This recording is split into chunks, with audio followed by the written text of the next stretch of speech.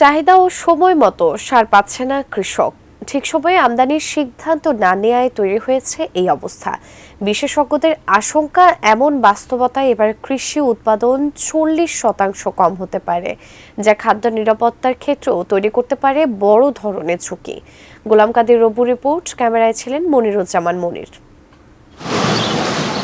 চলছে রবি মৌসুম, আসছে বোরো মৌসুমও, তাই তো ফসলের মাঠে এখন কৃষকের ব্যস্ততা। কিন্তু বাড়তি চিন্তা উৎপাদনের সবচেয়ে বড় উপকরণ সার নিয়ে। মিলছে না চাহিদা মতো সার।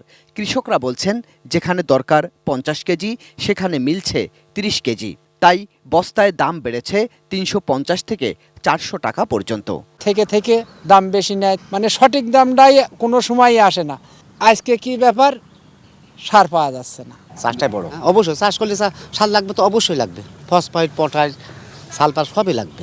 সম্প্রতি আলুর আবাদে সময় মতো সার পায়নি কৃষক। অন্যদিকে ডিসেম্বরের জন্য যে সার বরাদ্দ হয়েছে তার চেয়ে বিএডিসির গুদামে সারের মজুত কম। বিএডিসির বেশিরভাগ সার এখনও দেশে আসেনি। সেসব সার দেশে আসা আর গুদামে পৌঁছাতেই পুরো মাস চলে যাবে।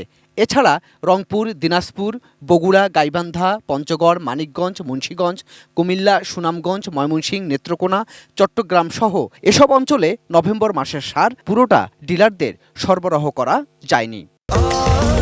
স্বাস্থ্যকর অল টাইম ফ্যামিলি কেক, সব সময় অল টাইম হেলদি লাইফ।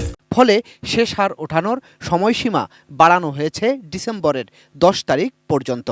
অথচ মাসের সরবরাহকৃত সার মাসেই সরবরাহ করার নিয়ম। সামনের বছর কি হবে তার ঠিক নেই, সামনের সংকট হতে পারে। প্রথম দিতে হবে ফসফেট, ইউরিয়া, পটাশ। না দিলে তো হবে না, আপনার ফসল তো হবে না। বিএডিসির বরাদ্দের তুলনায় গুদামে সার কম থাকায় উদ্বিগ্ন লালমনিরহাট জেলা প্রশাসক। সম্প্রতি কৃষি মন্ত্রণালয়ে চিঠি দিয়ে সার সরবরাহ বাড়ানোর অনুরোধও জানিয়েছেন তিনি। এবার বিএডিসির দূরদর্শিতার অভাবে G2G পদ্ধতিতে সার আমদানির অনেক চুক্তি বাতিল হয়েছে। অন্যদিকে বাতিল হয়েছে বেসরকারিভাবে সার আমদানির পরপর 3টি দরপত্রও, যা না হলে 3 থেকে 5 লাখ টন সারের সরবরাহ বাড়ত। সরকার ক্ষমতা ছাড়ার 3-4 মাস আগে থেকে এলসি করতে পারেনি, সেই জায়গাটায় প্রায়োরিটি দেওয়া হচ্ছিল। কেন পারেনি সেই জায়গাটা অ্যাড্রেস করতে হবে। কারণ আমাকে এই বর্তমান সরকারকে বুঝতে হবে যে দেশের শান্তি শৃঙ্খলা বলেন, আইন শৃঙ্খলা বলেন, রক্ষার প্রধান উপকরণটা হলো খাদ্য।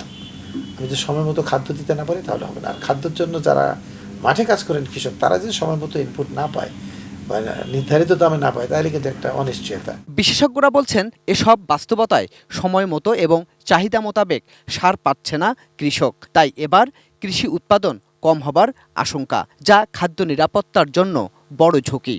সরবরাহ সংকট দেখা দেয় তাহলে আমাদের উৎপাদন বিঘ্নিত হবে। বড় মৌসুম যেটা আমাদের প্রায় 90% রাইস প্রোডাকশন এই দুইটা সিজনের মধ্যে হয়, তাহলে আমাদের খাদ্য নিরাপত্তা বিঘ্নিত হবে।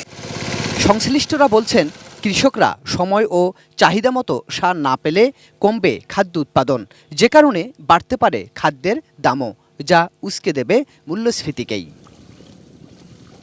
গোলাম কাদের রবু, এটিএন নিউজ, ঢাকা।